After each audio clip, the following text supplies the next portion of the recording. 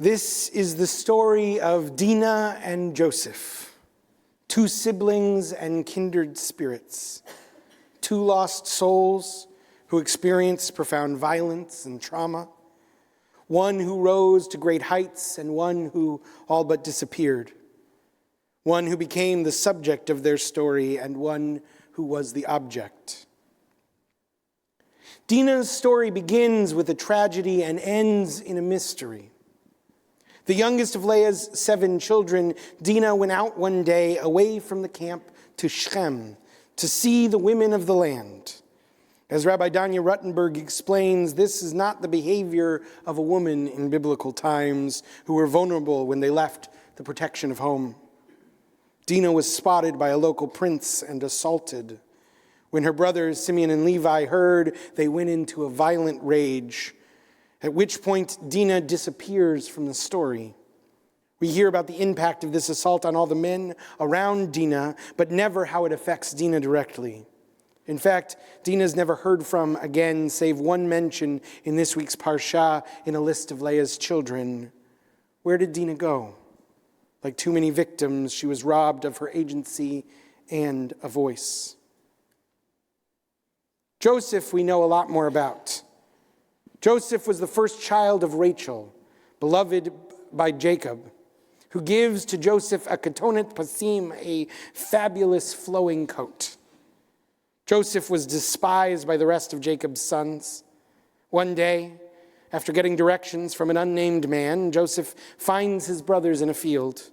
They conspire to sell Joseph into slavery, which starts the journey that will take Joseph from the depths of despair all the way to the highest halls of Egyptian power.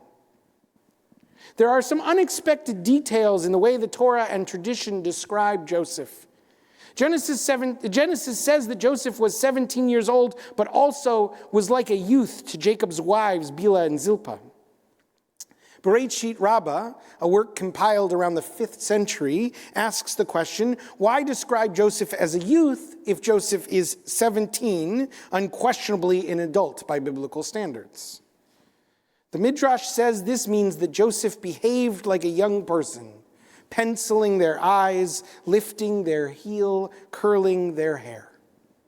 This ancient text seems to understand that Joseph did not conform to strict gender norms, a teenager who applies eyeliner and hair curler, who walks with a sachet. And maybe Jacob knew this about his child too. The only other place in the Tanakh where the phrase ketonet pasim appears is to describe the dress of Tamar, King David's daughter, where we're told that it's the clothes of maidens and royalty. Maybe the coat of many colors could be more accurately translated as a princess dress. So here we have 2 children who are not like their siblings. Even our earliest commentators comment on Dinah, whose behavior is not like that of other women, who leaves the protection of camp and goes out to Shechem, and Joseph, who goes out all done up with hair and makeup and clothes, unlike other men their age. And there's another ancient midrash that perhaps sheds even more light on these 2 unique teens. According to the Talmud, when Leah got pregnant for the 7th time, she became concerned not for the well-being of her child, but for the reputation of her sister Rachel. Leah knew that Jacob was destined to father 12 sons, to be the progenitor of 12 tribes. Leah had already given him 6 sons, and the handmaids, Bilhah and Zilpah, each had 2. Now Leah feared that she was pregnant with the 11th son, meaning Rachel could at best give birth to 1, leaving her with fewer even than the handmaids. Leah could not bear to shame her sister in this way, and so she prayed to God that God change the child in her womb from male to female. When the child was born, Leah chose the name Dinah from the name Din, judgment, in honor of the judgment and determination that had allowed her to protect her sister from shame. In another version of this midrash, Leah and Rachel are both pregnant at the same time. Targum Pseudo-Jonathan says that when Leah's prayers were heard, the boy in Leah's womb became a girl, and the girl in Rachel's womb became a boy, Joseph. The prayer changed both children's outward appearance, the gender they were assigned at birth, but not, I think, their souls, their understandings of themselves. This is why Dinah goes out of the house to explore the countryside in defiance of norms. The Torah says that Dinah goes to see the women of the land. Perhaps Dinah, having grown up around only brothers, goes to see what is expected of young women, to understand this thing that feels different in Dinah's heart. And perhaps this explains Joseph's behavior too. Joseph, who wants to wear pretty dresses, who hangs out with Jacob's handmaids, where they do each other's hair and pencil each other's eyes. I don't know if Joseph and Dinah were transgender in our modern understanding, but they have certainly been understood that way by modern scholars. But I do know that even our earliest commentaries have wrestled with their unorthodox gender presentations, with the ways they defy convention. Reading Dinah and Joseph in this way opens up a number of new ways to understand the text. Certainly, it highlights some of the tragedies inherent in it. Dinah's story centers around an assault. But Joseph, too, is rejected by their brothers, cast out of the family, and sent away from home. In Joseph's vulnerable state, they are trafficked, assaulted, and eventually imprisoned. Too often today, we see the same patterns. According to UCLA, transgender people are over 4 times more likely than cisgender people to experience violent victimization and assault. 1 in 3 transgender people in the United States has experienced homelessness. This queer reading of Joseph and Dinah helps us lift up those stories so that we might address such horrifying truths. Reading the story this way might also give us more sensitivity to Jacob. He had come from a household where the rivalry between him and his brother was exacerbated by his father and mother. Are we to believe that he would really play favorites in such a conspicuous way? Perhaps he wasn't playing favorites at all.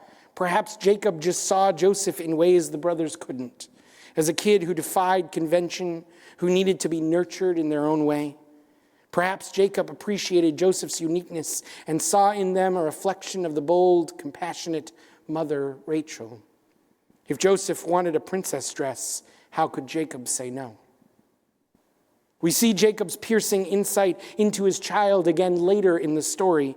In next week's parsha, Jacob will bless all his children. And the phrase Jacob will choose for Joseph is birchot shadayim v'racham, the blessing of breasts and womb. Traditionally, this is understood as a prayer for fertility. But Joseph already has 2 sons when they get the blessing. And I don't think it's an accident that Jacob chooses these feminine blessings for his child. Here at the end of his life, he says more clearly the message he failed to fully communicate when Joseph was younger. He says, "Go and be yourself, your fullest self, whatever that means, and I love you." And maybe Joseph did. Genesis says that Joseph's grandchildren were born upon Joseph's knees.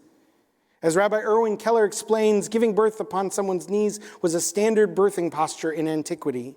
Instead of flat on a bed working against gravity, the birthing mother would instead be in some sort of half-squatting, half-reclining position, with a midwife in front of her and leaning back on the knees of her mother or grandmother. The rabbis, commenting on the Torah, explain this away, saying that this was a metaphor, meaning Joseph's grandchildren were brought up at Joseph's feet. But this is not the plain meaning of the text. As Rabbi Keller says, for at least 1,700 years, biblical commentators have worked hard to explain why this verse means something different than what it actually says. Rather, in the last phase of Joseph's life, it seems they were able to be what they always dreamed, in the tent with the rest of the women. But there's one other thing that this reading of the text can do for us. It can help explain what happened to Dinah after the assault, after Dinah disappeared from the story. In Judaism, we use Midrash to fill gaps and unanswered questions in the Torah. And when there's a question that has not been sufficiently answered, it is on us to write our own Midrash. So here, for the first time tonight, I'll depart from the traditional midrashim and the modern scholarly readings of Joseph and Dinah and offer my own interpretive possibility. I think that after the horror of the assault in Shechem, and after seeing Simeon and Levi's violent, rage-filled response, Dinah left home. Like so many trans kids, Dinah ran away. But I like to believe that Dinah went to live as their truest self, changed their name, found a home and a life in Shechem, removed from the way that their brothers terrorized the black sheep of the family, the son and the daughter that did not fit in. How do I know this? Because I think that Dinah appears one more time in the story. When Joseph goes out to look for their brothers, Joseph encounters an unnamed man in Shechem. "What are you looking for?" asks the man. "I'm trying to find my brothers. Tell me where they have gone." It's hard to know if Joseph recognized their sibling at first. Having shed their name, having shed the vestiges of the female identity that had been given to them by Leah, this man stands before Joseph, his long-lost brother. I like to imagine there was more to this conversation that was lost to the Torah's record. Did Joseph comment on Daniel's new short hair? Did Daniel compliment Joseph's eye makeup? Did Daniel tell Joseph that there was a future of possibility of which they had both dreamed, a way to live as their truest selves? Did Daniel tell Joseph that there would be pain and discrimination along the way, but that there would also be triumph and joy? Did Daniel try to warn Joseph that their brothers would not accept them like their father had, that perhaps they would need to leave home to find themselves? Did Joseph offer to bring Daniel home? Did Joseph tell Daniel that he was still loved, that there was still a place for him in the story of our people, a 13th brother, or 12th if Josephine doesn't count herself? The Torah reminds us that the world is complex and beautiful in its complexity. The Torah reminds us that our modern realities are not as new as we might think. The Torah reminds us that there is a spark of the divine in each person and that it shines most brightly when they can be their truest selves. The Torah reminds us that the boys who pencil their eyes and the girls who go out walking the land and the men who change their names and the women who are blessed in their old age with breasts or womb are beloved children of God. May they be granted protection that they might live free from discrimination, dehumanization, and violence. And may we all do our part so that all the children of Dinah and the children of Joseph might thrive. Shabbat Shalom.